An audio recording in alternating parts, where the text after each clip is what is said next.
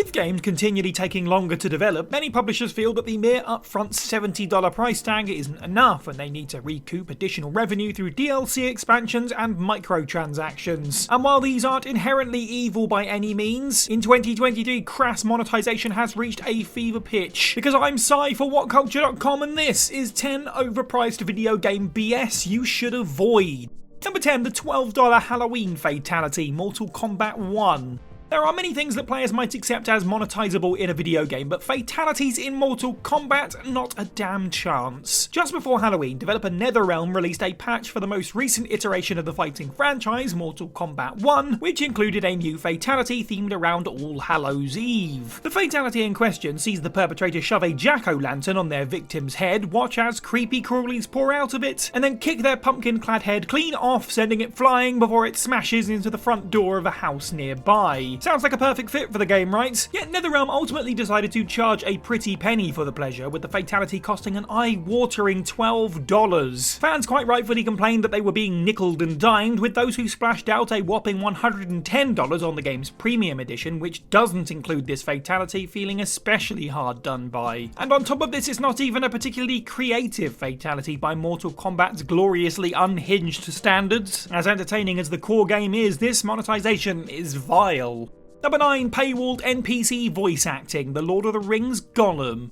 It's fair to say that publisher Nacon daring to charge $60 for The Lord of the Rings Golem is an absolute BS moment in its own right, but it somehow gets even worse than that. Not content to merely ask top dollar for a deeply terrible game, Nacon also decided to try and squeeze a little more juice from the IP by gating Elven language voice acting behind a paywall. Though throughout the base game, more prominent Elven characters do speak their native language of Sindarin, in order to hear all Elven NPCs speak the language, you need to fork out an additional $10 for the game's Precious Edition. Developers Daedalic Entertainment tried to justify the extra cost by stressing that they went the extra mile by hiring specialist voice actors to perform the Sindarin dialogue, while insisting it was intended for real Tolkien devotees who want to immerse themselves even more into the world of Middle-earth. Yet given that even the basic game still features some Sindarin dialogue, it does feel like a rather cheeky attempt to exploit the goodwill of fans by carving features out and then selling them separately. Number 8, $15 turtle costume, Street Fighter 6.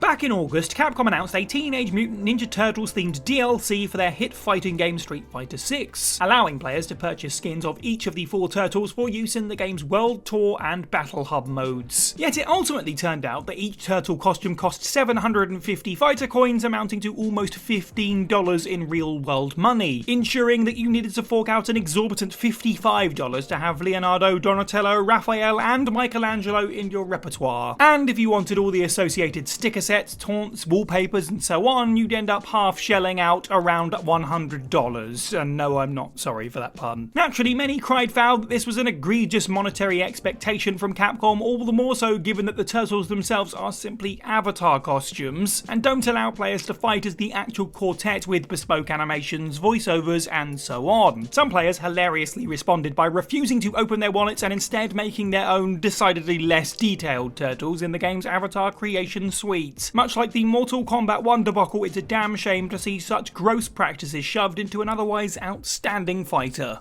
Number 7, DLC that costs as much as a full expansion, Total War Warhammer 3.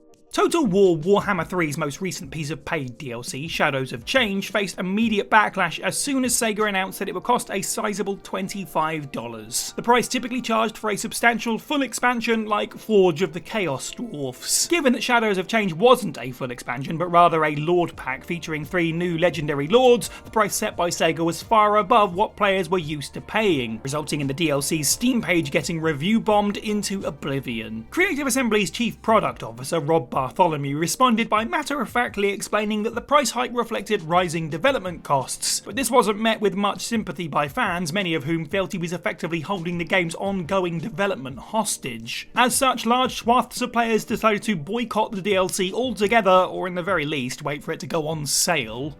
Number 6, the $16 Greg Nicotero Leatherface skin of the Texas Chainsaw Massacre. The Texas Chainsaw Massacre is a surprisingly fun, asymmetrical multiplayer game in the vein of prior similar adaptations of Friday the 13th and The Evil Dead, yet as is often the case with games licensed from popular IP, greed inevitably rears its mask-wearing head. In this case, barely a month after the game's release, developers Sumo Digital announced a new piece of paid premium content, an alternate skin for Killer Leatherface designed by legendary horror makeup artist Greg Nicotero. The single skin was priced at an absurd $16, prompting much fury from the fanbase, to which brand strategy lead Matt Shocher bluntly replied, "Being a realist is realising that if the price is not acceptable to you, you have the option to not pay it." Good grief. In an attempt to be transparent, Sumo then confirmed that all future premium content would similarly cost $16, which didn't exactly quell fans' concerns. Given that a single piece of premium DLC retails for almost half of the game's launch price, you can't really blame players for being a little PO'd. Number 5, glorified $70 DLC, Call of Duty Modern Warfare 3. Though it's fair to say that the Call of Duty franchise's best and most innovative days are likely behind it. In the very least, each annual release offers up a bevy of worthwhile content between its single-player campaign, multiplayer suite, and of course the Zombies mode. Yet the franchise's latest offering, Modern Warfare 3, is the first that truly feels like glorified DLC that got greedily promoted to full-fat retail release status. Rumours earlier in the year pointed to 2023's Call of Duty game effectively being an expansion to last year's Modern Warfare 2, yet Activision reiterated that it was indeed a legit sequel and priced accordingly at $70. Yet with early reviews tearing the campaign to shreds for its piecemeal, stapled together nature, all while the game's multiplayer is set to launch with no new maps whatsoever, but simply a glut of remastered ones from the original Modern Warfare 2, it's easy to see why players feel put out. Couple this with the game launching with no Platinum Trophy on PS5, where it's instead listed as DLC for Modern Warfare 2, and it's tough not to dismiss this game as a piece of upsold DLC culled out by Activision to fulfill their current exclusivity obligations to Sony before their agreement ends next year. In a year teeming with more quality games than one person can reasonably keep up with, why spend your hard-earned money on cynical slop like this? Number 4, $3 weapon upgrade tickets, Resident Evil 4 Remake. Resident Evil 4 Remake received justifiably rapturous reviews when it released earlier this year, though the post-release period wasn't without controversy due to one especially cheeky bit of business on the part of Capcom. A mere 2 weeks after the game's release, Capcom announced the availability of exclusive upgrade tickets, paid DLC, which players could purchase to instantly upgrade their in-game weaponry. The tickets cost $3 each or $10 for a bundle of 5, so to max out all of the game's 20 upgradable weapons, you'd need to spend somewhere between $40 and $60 depending on your willingness or not to bulk buy. Many players balked at Capcom charging so much money for effectively time savers to prevent players grinding for hours to upgrade each weapon the hard way. That they only plugged these microtransactions into the game weeks after reviews dropped made it seem especially calculated. That the publisher knew it would dent the game's upfront reception. Even though Resident Evil 4 isn't an inherently grindy experience for those that want to simply play the story, allowing players to cut through the busy work by opening their wallet almost always comes across as deeply cynical, if not outright scummy. Number 3, the traumatic $20 season pass, Silent Hill Ascension.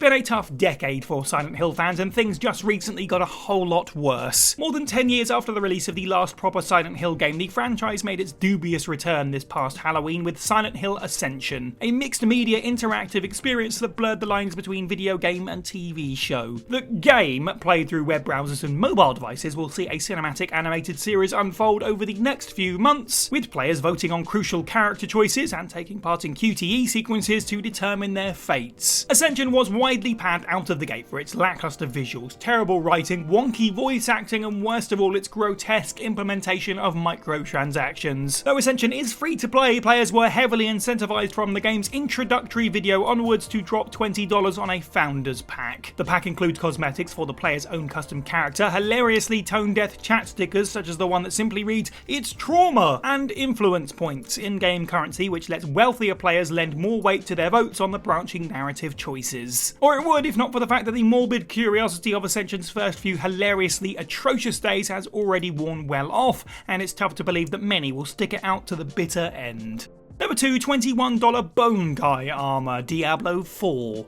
Much as nobody's forcing you to buy cosmetic DLC, sometimes they're priced so damn contemptuously that it's tough not to be outraged at the sheer gall of it all. Case in point, Diablo IV's Bone Guy armor, which was priced for an almost laughable $21. Laughable in the sense that the term microtransaction barely seems appropriate anymore, given that it alone costs almost 1/3 of the game's base price of $70. Naturally, a cosmetic item this expensive is clearly aimed squarely at whales, a dehumanizing term the industry uses for players who spend massive amounts of money in-game. Yet even for players well off enough to toss endless money around, it can't help but seem totally exploitative. For a title which generated $666 million in revenue within its first 5 days, you have to ask Blizzard, how much money is enough? But let's not be naive, the answer of course is, what does enough even mean?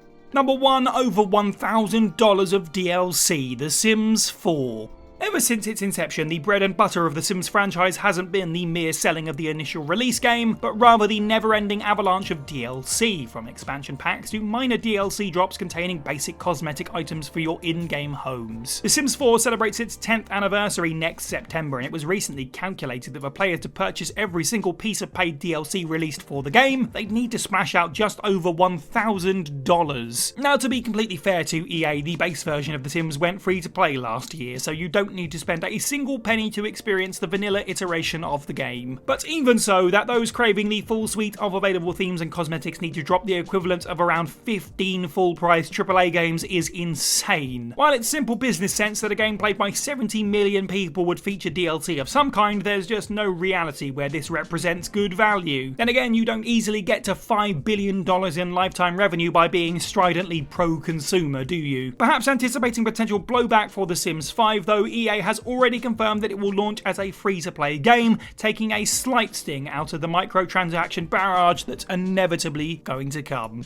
These microtransactions and pieces of DLCs are stinkers. However, there are some that make a big positive difference. Check out this video on screen now for 9 DLCs that single-handedly saved video games. Make sure to like this video, subscribe, and leave a comment down below on some horribly expensive microtransactions that you've come across in your days. Head over to WhatCulture.com for more content every day. I've been Cy for WhatCulture, and have a good week.